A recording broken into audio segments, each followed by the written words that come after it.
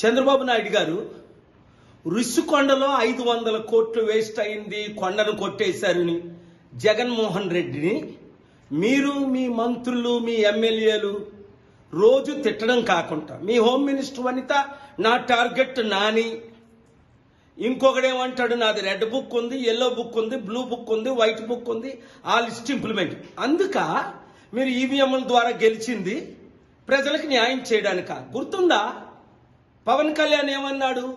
నాకు ఇన్ఫర్మేషన్ ఉంది 30,000 మంది చిన్న పిల్లలు అమ్మాయిల్ని ఎత్తుకెళ్ళిపోయారు మిస్సింగ్ అని.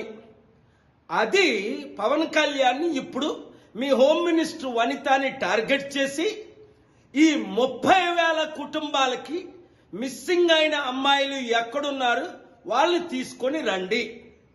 స్పెషల్ స్టేటస్కి నేను ఆల్రెడీ